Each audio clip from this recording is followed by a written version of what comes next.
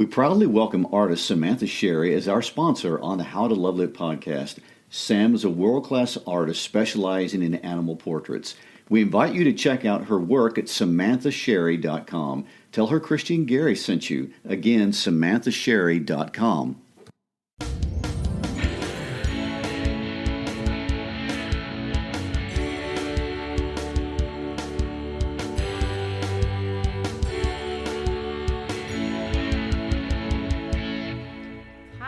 Christy Schreiber. And I'm Gary Schreiber, and this is the How to Love Lit podcast.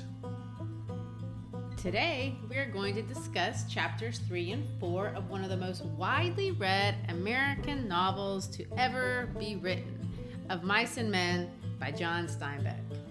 But before we do, we have to have our Christy fun fact. And I purposely never let you know we're going to do this so I can catch you off guard when I talk about it to ask you for your response. I'm not sure it's overwhelmingly popular except in your mind, but I see you enjoy it. We've had requests, and we don't want to deny our audience the request. Today's fun fact. Oh, dear. Christy has hiked the entire length of the Inca Trail all the way up to the top of Machu Picchu. She did not take the trolley. She did not take the short trail. She hiked the whole 4-day-long trail to get to the top of Machu Picchu. Well, that's true, and I'm really proud of that. That was a lot of fun. My dad and my stepmom and my 2 daughters, we went. Of course, my dad was 70 at the time, so he wins the champion award. But We hiked up. We slept in tents. I will say we didn't carry our own stuff. If you hike the Inca Trail, they give you porters, which are a beautiful thing. Well, they are. They run ahead and set up your food, and you have a nice dining experience while you're roughing it. I felt elegant. Anyway, you made it to the top. Yes, I'm very proud, and it's a fantastic thing. Anyone and everyone, if you get an opportunity, explore the world, and that needs to be on your list. Okay, well, let's talk about Steinbeck, because these characters are not climbing any mountains out there in California in the 1930s. Oh, no. So, in week 1, we introduced John Steinbeck, his ideas, his world, his worldview. We also introduced the 2 main characters of the book, George Milton and Lenny Small. There's your trivia questions. What were their last names? Because everybody just calls them George and Lenny. That's true. We were also introduced to the Eden-like setting where they spent their first night that was filled with wildlife and peace. And then in week 2, we went to the ranch. We opened with the setting of the bunkhouse. We met more characters, but strangely enough, they're almost always initially nameless, on top of the fact that they have no history, and on top of the fact that Steinbeck doesn't number the chapters. So he's got this kind of vague thing he has working throughout the book. We meet Candy. We meet Candy the Swamper. We meet Slim, the king of the ranch, and his Solomon-like wisdom. We meet Curly, the rancher's son, who nobody ever likes, and his new wife named Curly's wife. She doesn't get her own name. Then there was Carlson, an extremely sensitive farmhand. And some of this is now getting into chapters 3 and 4 that we're going to look at today. That's right. We find out that Curly is a small guy who picks on big guys, and Curly's wife wanders around trying to pick up other men. And then there's the dog, Candy's dog. He's old and apparently stinks. Right, and we'll find out more about that in this section. So that about sums up the action in chapters 1 and 2. And I do want to make an interesting caveat. If you are a student in America or in Great Britain, you are more likely to have been required to read this book. I read somewhere that between 80 to 90% of all GCSE students, that's those in Great Britain pursuing a certificate of secondary education, will be required to read this book. And there's a good reason for that. If you're a teacher, this is like one-stop shopping for everything that you're supposed to be teaching about understanding literature. And I really want to make that important point because we're going to spend a little bit of time on the front end talking about things that you may remember from school, you may not, but some of the things that we always look for in books, because they're all here in this short little story. I want to organize our discussion because of that just a little differently and kind of go through some of these elements one by one. That way, when we read the book, we kind of know what we're looking for before we get there. So authors have, I guess, these little tricks that they use to kind of communicate what they're trying to say about the world. And Steinbeck is going to use a lot of them. We talked about this a little bit last week. We're going to see personal symbols. We're going to see archetypes, motifs, biblical allusions, and foreshadowing. Those are the kind of big ones that I want to talk about. He's going to try to make a real relevant social commentary that's particularly relevant to what was going on in the 1930s, especially out in California. But he's also going to layer this with a lot of ancient ideas, lots of them biblical, about the nature of man. And some of these ideas are thousands of years old. And the archetypes, I want to point out, are pre-biblical. They date well beyond what we would normally understand to be modern literature. So there's something for everyone in this book, and the discussion that we're going to have here in chapter 3 and 4 is hopefully going to lay out some of those things. Well, it's great that you brought out that point that this book is short and it covers all this wide range of literary techniques, which is part of its appeal, I'm sure, over time. And like we told you before in previous podcasts, it's the most widely read American book outside the United States. Yeah, they're mostly, when you get to school, there's the books that the kids like, which are few and far between, and then the books that the teachers like, and there's a very, very small group that they both like. And students generally like this book. It's not often that you can cuss. I mean, this book has so much cussing, and it's not even angry cussing like we've seen. It's just it's the way that people talk, and it has prostitutes in it, and it has violence in it, and people love that stuff, and the teachers will put up with it because it has what they love. So something for everyone. There you go. So let's start with spoiling the plot of these 2 chapters. And let me tell you what's going to happen. We like to get that out of the way so we can get down to the literary side of learning about the book. So first, George tells Slim what happened in Weeds, a story he actually goes over twice in the book.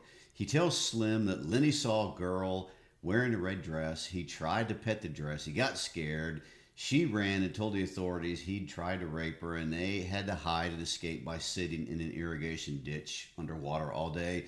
Then Carlson comes in complaining about Candy's dog until he convinces Candy to let him shoot the dog, which is not going to go over well with our dog lovers. All the while, George is playing solitaire. So another character named Whit comes in, and he tries to play another card game, but it basically goes back to solitaire.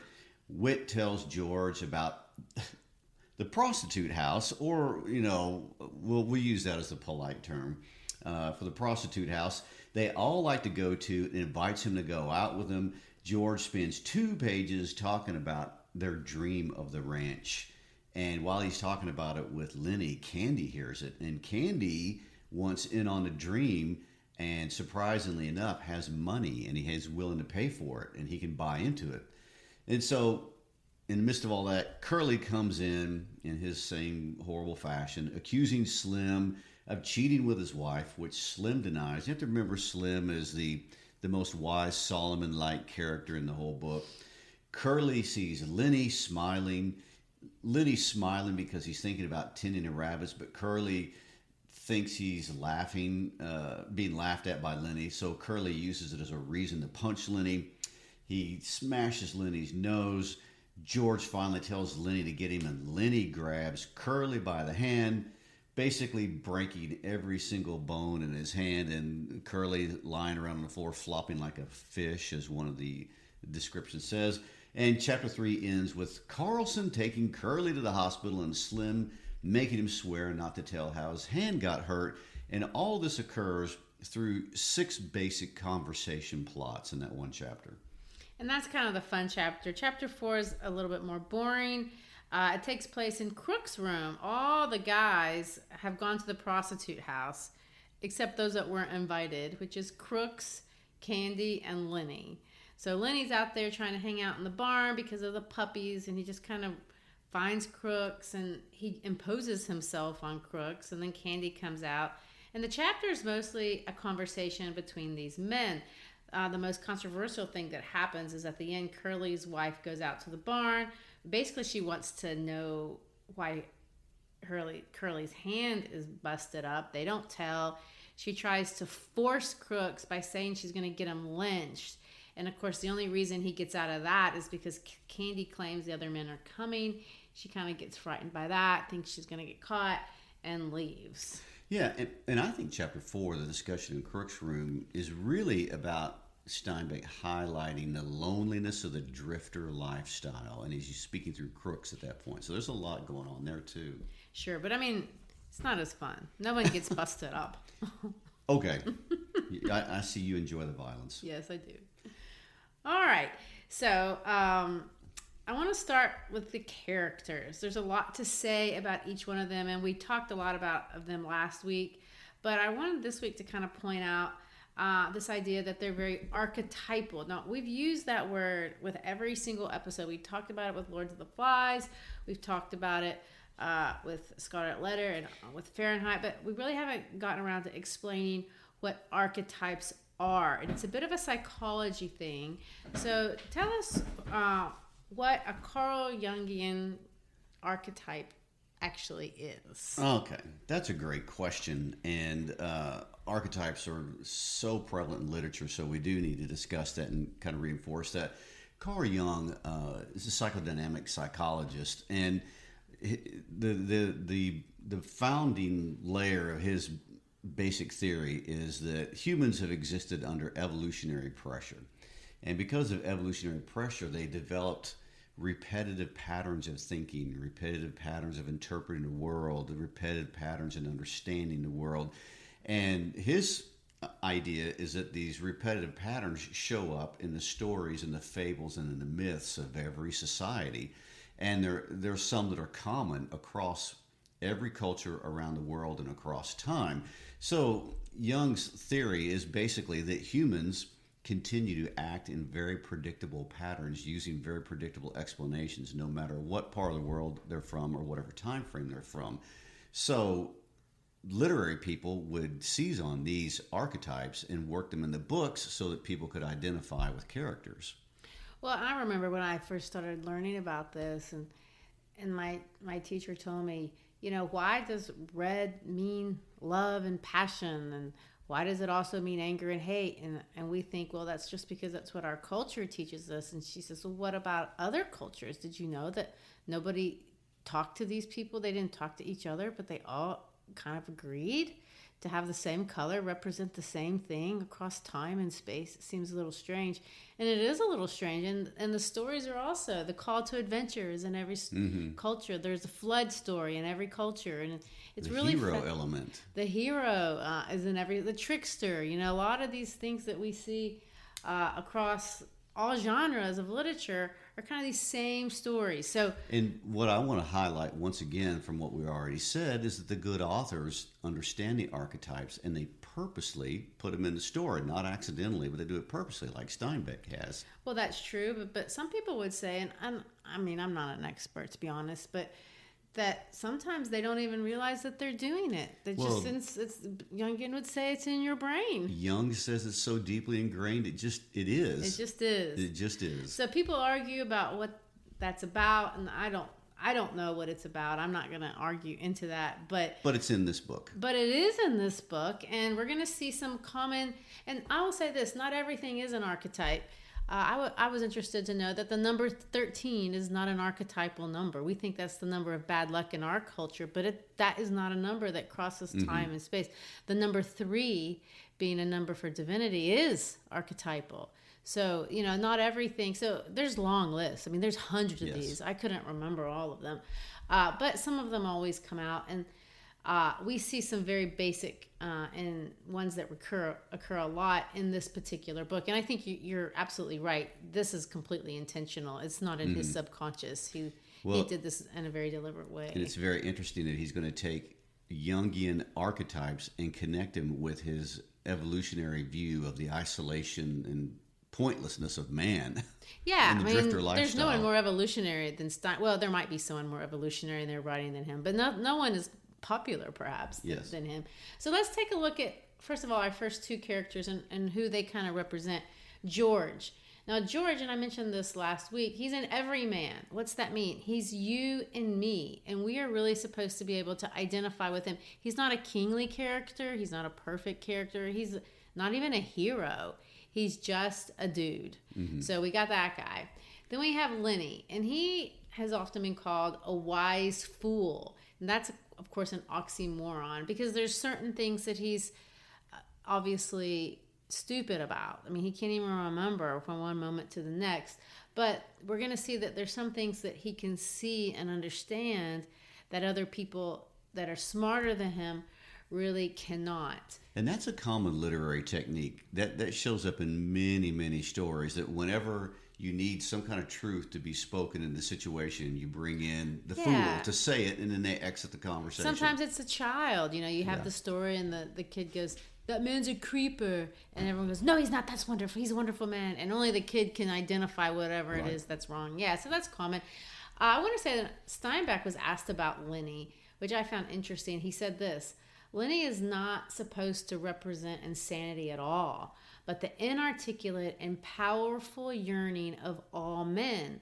So in other words, there is kind of an element that in some weird way he's also an everyman, although he's clearly a wise fool to some degree. But there's a bit of everyone in Lenny as well, if you strip it down that far into your most basic and innocent version of yourself. And I think it's great. He says he's not supposed to represent insanity at all, because I want to point out, there is no really mentally ill behavior or... That's true. It's just simple. In Lenny. Yeah, his processing is very low grade. Right. So then we have Slim, and of course he's the kingly character.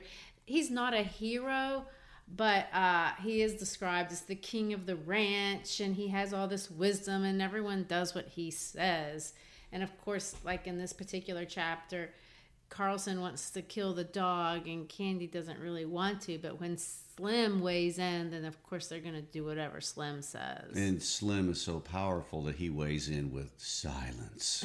A lot of times he does. Yes, he weighs in with and that silence. carries the day. Yeah. Then we have all the C characters. Now, these are our archetypal outcasts, and we see something really interesting going on here. And this is where, if you have any kind of biblical knowledge, which you should, because if you want to be a student of Western literature, you really need to know a little bit or even a lot about the Bible. The chapters 1, 2, 3 of the book of Genesis really inform the writings of this particular book. And we see this with these C characters. They're all outcasts because Cain, and he's going to combine archetypes with biblical things, which don't always combine, but they do here. So the C characters are all our Cain-like characters. And if you remember, Cain is an outcast in the story of Genesis. He's thrown out of the community. For murdering his brother Abel. And why he murdered his... And they're not saying that all these people are murderers. They're clearly not. But why he murdered his brother was because he wanted to be something that his brother was. His brother had done something right and he had done something wrong. So instead of seeing how he could correct his own behavior, Cain becomes consumed with envy and jealousy, and it ultimately led him to death. Now, these characters don't do that, but what we see is that they are consumed with things that they're not in some way. Mm-hmm. Candy is discriminated against, and he's an outcast because of his age and because of his handicap. Crook is discriminated against, and he's an outcast because of his race. Curly clearly he's the most pure, awful person here. He's an outcast in some way because of his own essence. Mm-hmm. He's a bully. And of course, Curly's wife is an interesting combination of certain things too. She's obviously there seducing all these men. Plus she wears red, the archetypal color of love, sin, blood, etc. And I would like to qualify the word seducing. The seducing really comes across as just trying to exercise power over them and to scare them and terrify them. Sure, but I wouldn't put it past her. But yes, if that would work. No, yeah, if it will work. But she's also an Eve-like character. She's tricked by Curly into marrying her, and we're going to see in the next chapters that she's not just a temptress. And although she is a temptress and she is responsible for the ails of mankind in the same way that Eve is, she's also subjected, just like Eve, to be ruled over by men.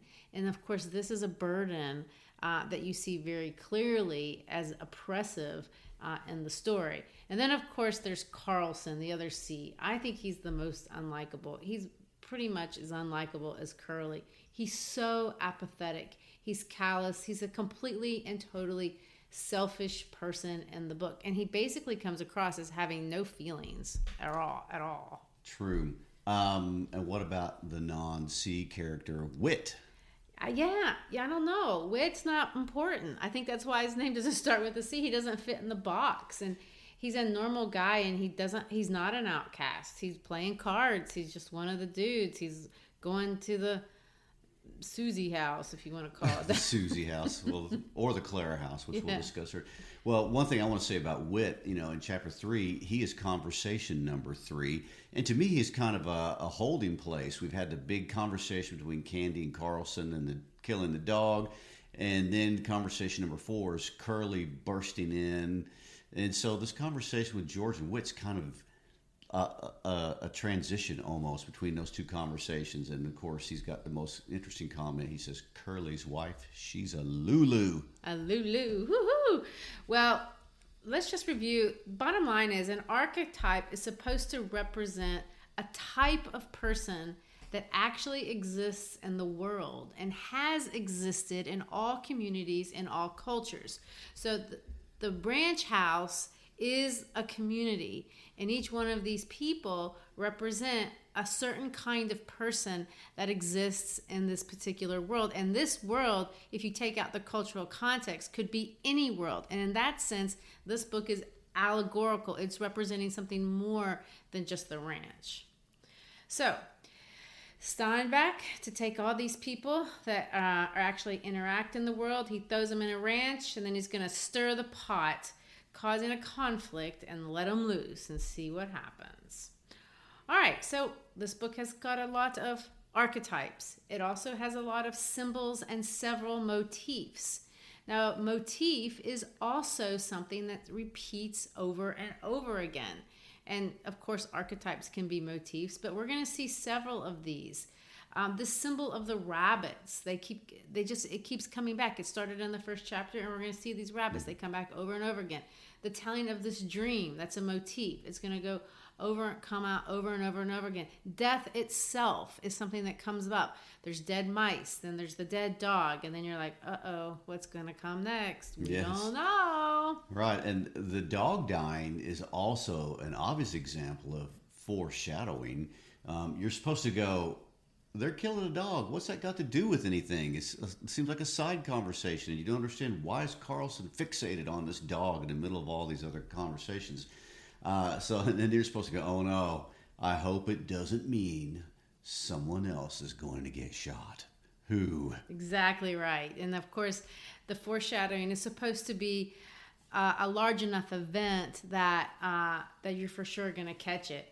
So what do all these animal symbols represent, and how do we make sense of them? Well, you're not really supposed to know. You're supposed to kind of unravel this as you go. Let's look at some of the most obvious, and I'm going to tell you what I think. And as you read the story, as you listen to us discuss the story, you can decide if you agree or disagree, because they're ambiguous enough. There's room to debate. I'm going to suggest that the mice represent hope. But of course, the reason why I suggest this in Steinbeck world, what's wrong with this? The hope is going to be crushed, dead, or petted to death, or thrown into the weeds or whatever. Hope provides reality. Provides comfort for people. But in this world, it's not real. It's always dead. Well, and one of the major side discussions that comes up again and again is about this ranch, and the ranch represents hope. It's all about hope and having meaning. Right, and it's a very naturalistic idea that hope is not a thing. It's an illusion. So then let's look about rabbits. Rabbits, to me, are a little bit more complex. of course, the rabbits are connected to the dream. They came out of the dream in the first chapter in the first garden. That's where the rabbits actually were alive and living. I've read people say they represent the Garden of Eden from the first chapter. It's a place of peace, harmony, away from the mean people. But even in the first chapter, we're going to see that there's not any real rabbits. The ones in the first chapter, if you remember, there's that conversation. They're not even realistic. They were always fictional. So that's another idea that just kind of float in your head when you hear them talking about it. It's a dream, but do they really believe in it? It makes me wonder if the rabbits represent bounty and plentiful and abundance. Yeah, maybe they do. It's something, what do these concepts embody? And I think they embody more than just one thing. They're not simple.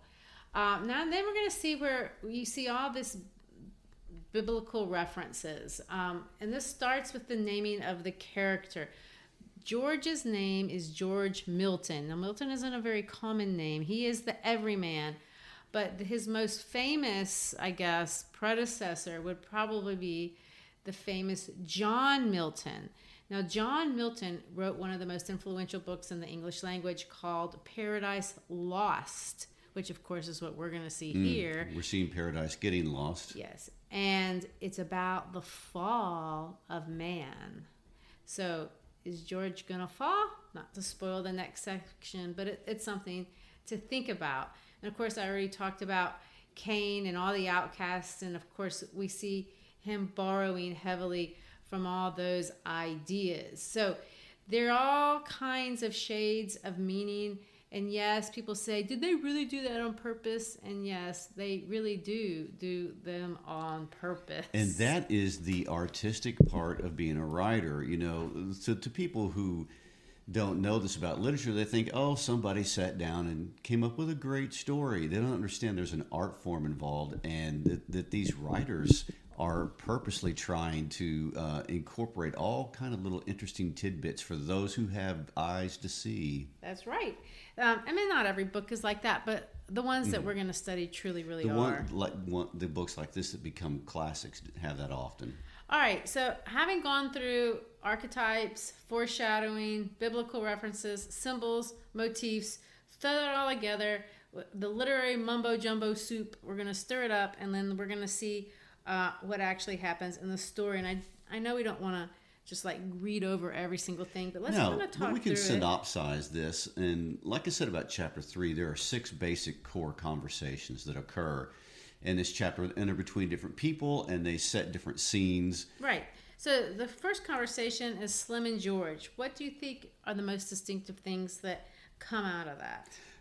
Well, first of all, Slim is a character who's purposely trying to gain the confidence and trust of George, which is an unusual characteristic when Steinbeck spends so much time talking about this drifter, disconnected loner lifestyle. So Slim and George are having a conversation, and basically Slim wants to know what happened back there in Weed, and George will tell him what happened. He relays the story to him. I really do think you're supposed to see a contrast between all the other men and the relationship between George and Lenny. George and Lenny have a special relationship, and it says that George speaks proudly of Lenny, and it's not normal. They're not sexually involved. They're not relatives. So they're brothers in a human sense. And we're really supposed to see them as this idea of 2 people that are living in are you my brother's keeper kind of relationship. Exactly. Versus these other men who are really in it for themselves. And of course, in this conversation, and I am going to censor our language. I do want to read some portions of this book. And in the past, we've just kind of read through the profanity to try to be authentic. But this book has too much. And so I don't really want to do that. I think it'll take away. They're not trying to communicate anger. They're not insulting God like we saw in some of the past books. So I'm going to kind of censor the language a little bit. But in this conversation, we really see the highlighting of the loneliness. That's what you're talking about. And let me interrupt with that whole idea. That's another fascination that Slim has with George and Lenny. It's a world of drifters, and they're all disconnected. And so I get the impression Slim's thinking, well, not so much do I suspicion you all of something bad, but it's like, I'm curious how you get to have a friend in this world.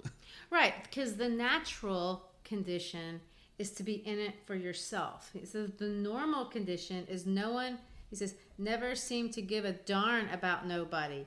It just seems kind of funny, a cuckoo like him and a smart guy like you traveling together.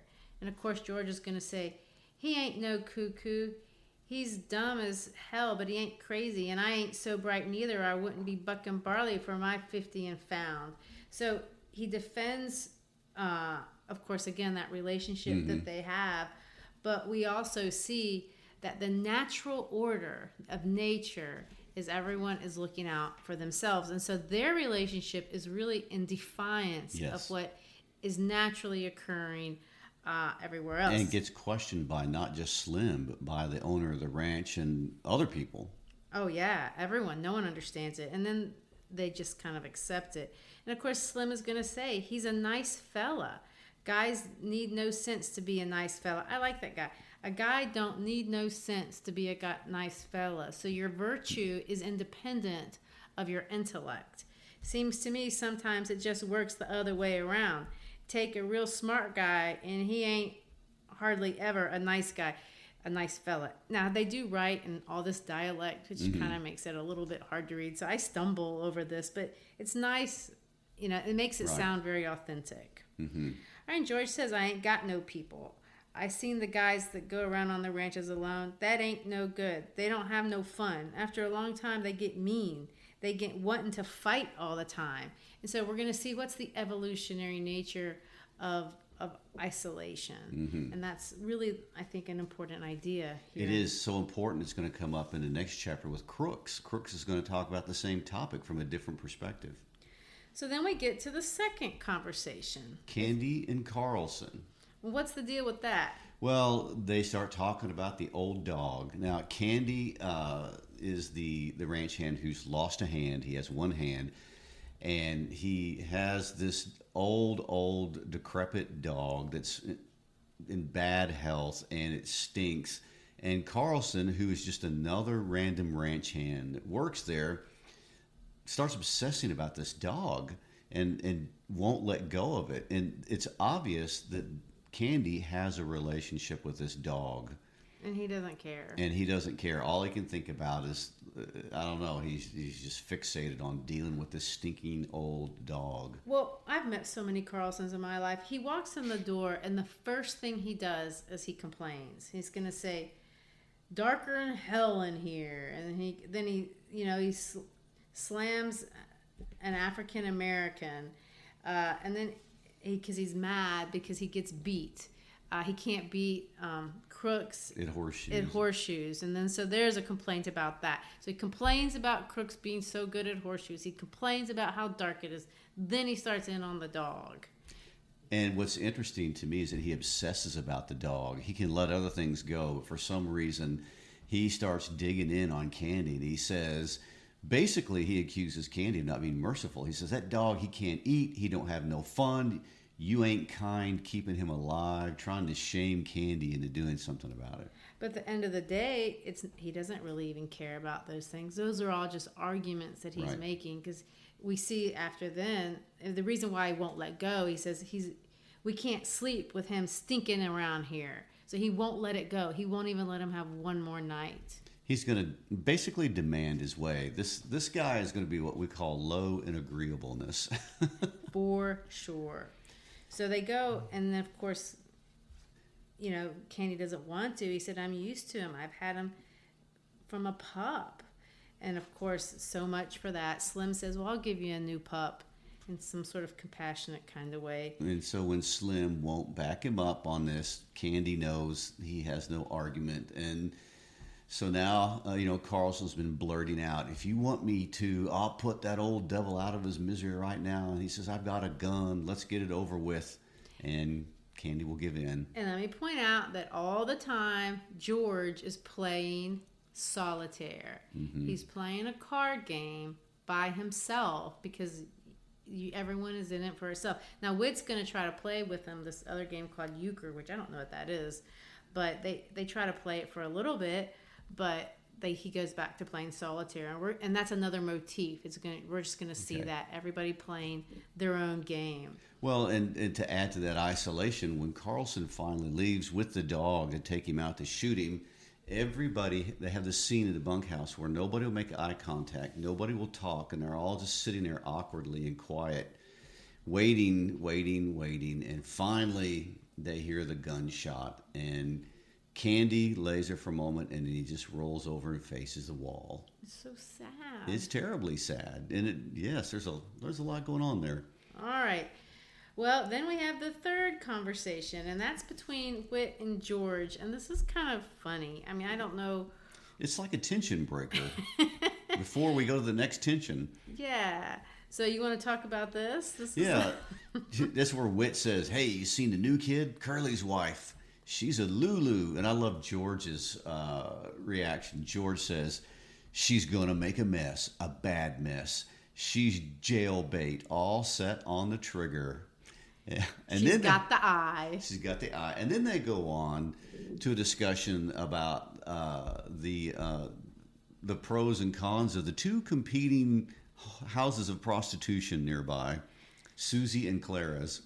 Well, and I want to point out all the women in this book, poor things. They're sexualized in nature. You have Susie, who's marketing sex, and then you have Curly's wife, who's given it a go unsuccessfully. Well, or using it as a weapon. Yeah, using it, and that's all that the women really are. Of course, Susie's making a lot of money, $2.50. I mean, you can do the math on how there's a lot of euphemisms over here. Probably let that but go. they call it a cat house, which I hadn't heard that expression, but it's just kind of funny.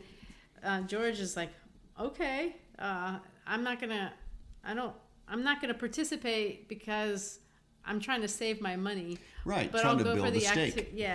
But I'll go for the activity, and that's kind of how they end that. And so they have their discussion about the competing financial benefits of the two houses of prostitution, and all of a sudden Curly, which his name never means anything good, he bursts into the room for conversation number 4 and says, "Any of you guys seen my wife?" which is a motif in itself.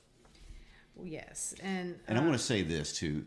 Point out, Curly looks weak to these men. He looks jealous. He looks like he's controlling of his wife. He's highly insecure. He represents a lot of negative characteristics in men. Well, and of course he's going to march out looking for the woman, and he thinks she's eyeing Slim, and I think she probably has been eyeing Slim, but Slim is not giving her any kind of attention. Well, he's the biggest trophy amongst the men, if there are any. Yes. So then we get to this, what I think more interesting discussion between Lenny and George, and we're going to go over the whole dream one more time. And of course, Lenny wants George to say, "Go on, tell again, George." And then George is going to tell the dream. Well, it's 10 acres. Got a little windmill. Got a little shack on it and a chicken run. Got a kitchen, orchard, cherries, apples, peaches, cots, nuts, and a few berries. There's a place for alfalfa and plenty water to flood it. There's a pig pen. And rabbits, George. No place for rabbits now, but I could easy build a few hatches and you could feed alfalfa to the rabbits. "Darn right I could," said Lenny. "You darn right I could." And then, of course, George is going to go on, and his voice is going to get warmer because this makes Lenny happy. It softens everybody after intense conversations. And we could have a few pigs. I could build a smokehouse like the one Grandpa had, and when we could kill a pig, we can smoke the bacon and the hams and make sausage and all like that. And when the salmon run upriver, we could catch 100 of them and salt them down or smoke them, and we can have them for breakfast. They ain't nothing so nice as smoked salmon. When the fruit comes in, we could can it, and tomatoes, they're easy to can. Every Sunday, we'd kill a chicken or a rabbit. Maybe we'd have a cow or a goat, and the cream is so darn thick you got to cut it with a knife and take it out with a spoon. And, of course, Lenny's going to watch. His eyes are wide, and Candy's watching, too. And Lenny says that very famous line.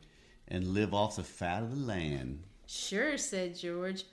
all kinds of vegetables in the garden. And if we want a little whiskey, we can sell a few eggs or something or some milk. We just live there. We'd belong there. There wouldn't be no more running around the country and getting fed by a Jap cook. No, sir, we'd have our own place where we belonged and not sleep in no bunkhouse. Then, of course, Lenny's going to say, tell about the house, George. Sure, we'd have a little house and a room to ourselves, a little fat iron stove in the winter. We'd keep a fire going in it, and ain't enough land, so we'd have to work too hard, maybe 6-7 hours a day. We wouldn't have to buck no barley 11 hours a day. And we put in a crop, why, we'd be there to take the crop up. We'd know what come of our planting. And rabbits, Lenny said eagerly, and I take care of them. Tell how I do that, George. Sure, you'd go out to the alfalfa patch and you'd have a sack. You'd fill up the sack and bring it in and put it in the rabbit's cage. They'd nibble it and they'd nibble, said Lenny, the way they do. I seen 'em. Every 6 weeks or so, them does would throw a litter so we'd have plenty of rabbits to eat and to sell. And we keep a few pigeons to go flying around the windmill like they done when I was a kid. And it be our own, and nobody could can us. And if we don't like a guy, we can say, get the heck out, and by darn, he's got to do it. And if a friend come along, why, we'd have an extra bunk, and we'd say, why don't you spend the night? And by darn it, he would. We'd have a setter dog and a couple of striped cats, but you got to watch out. Those cats don't get the rabbits. Lenny breathed hard. You just got to try to get the rabbits. I'll break their darn necks. I'll smash them with the stick. And of course, George is now entranced with his own picture. Yeah, they're caught up in their vision of hope.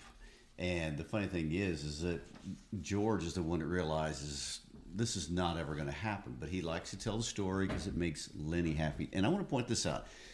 This is a short book of roughly 100 pages. And he spends, as an author, over 2 pages detailing this dream. I guess that's going to, when you devote 2% to telling a story, that tells you this is an important part of the story. And he's going to do it more than once. Mm-hmm. So, of course, Candy's going to listen to this, and this becomes the next very important conversation. Very important conversation. Because all of a sudden, Candy says, you know, where's a place like that?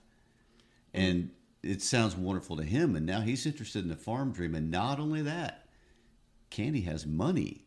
And George doesn't. He goes, yeah, I do. And I know how much it costs. And then Candy wants to get in because he knows. He says, I lost my right hand here on this ranch. That's why they give me a job swamping, and they give me $250 because I lost my hand. And he's going to say, suppose I went in with you guys. And all of a sudden, there's this mesmerizing effect where all 3 of these people look at each other, and this vague, distant dream just got super close and potentially real, and the effect it has on them is very interesting. Yes, they fall into silence. They look at one another. This thing, it's what it says. This thing that they had never really believed in was completely true. And within reach. And now all of a sudden, hope is going to permeate all of them. The hope of escape, the hope of independence, the hope of a place, the hope for some roots and some ownership. And all of a sudden, it's real. And George is going to stand up. We'll do her. We'll fix up that little old place and we'll go live there. He's going to sit down again, and they all sit, all bemused by the beauty of the thing. Each mind was popped into the future when this lovely thing should come about. There you go. What a great way to end a chapter, except it doesn't end there. No. They do say, they give themselves a timeline, though. They got all they need is 1 month. Mm-hmm. For $150, they're in. To get their steak together. And then, in the middle of all that bliss, Curly busts in one more time and destroys the scene. Of course, he's all mad, accusing Slim. Slim's hands are covered with tar because he's been out in the barn, and Slim's not taking it. And, of course, Carlson just laughs. Right. He's so tickled that... He's laughing at Curly, mocking him. You... GD punk, he said. You tried to throw a scare into Slim and you couldn't make it stick. Slim throwed a scare into you. You're yellow as a frog belly. I don't care if you're the best welter in the country.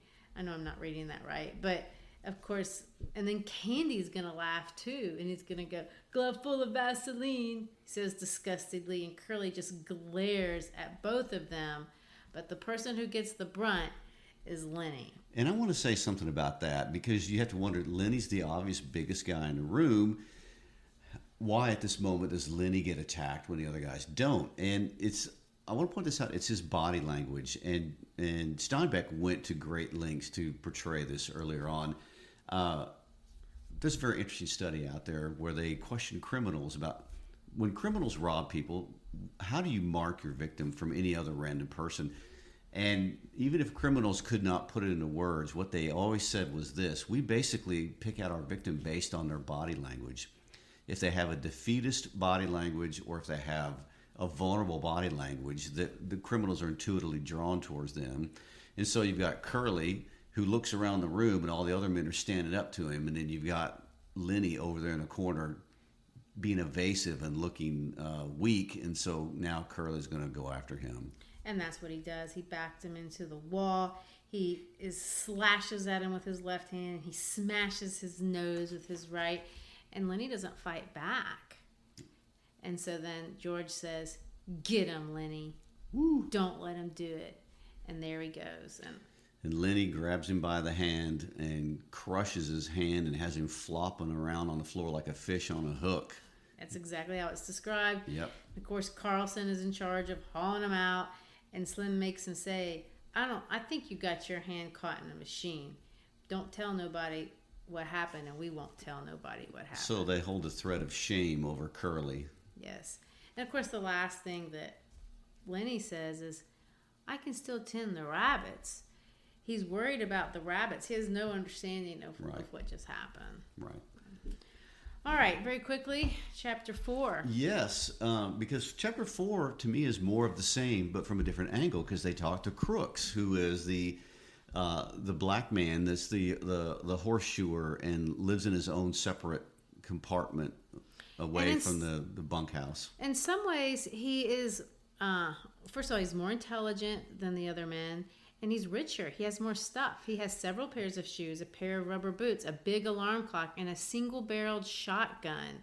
He has a dictionary and a California Civil Code for 1905, lots of things. So he's a proud man. He's described in books. He's a proud, aloof man, but he's also very bitter because he's clearly been relegated to the barn, and he knows what that means. He's smart enough to understand, what's going on, and he also knows that he's in some ways superior to all these other men, and how dare they, how are they able to express this kind of world or this kind of hierarchy, and it's not based on competence necessarily. No.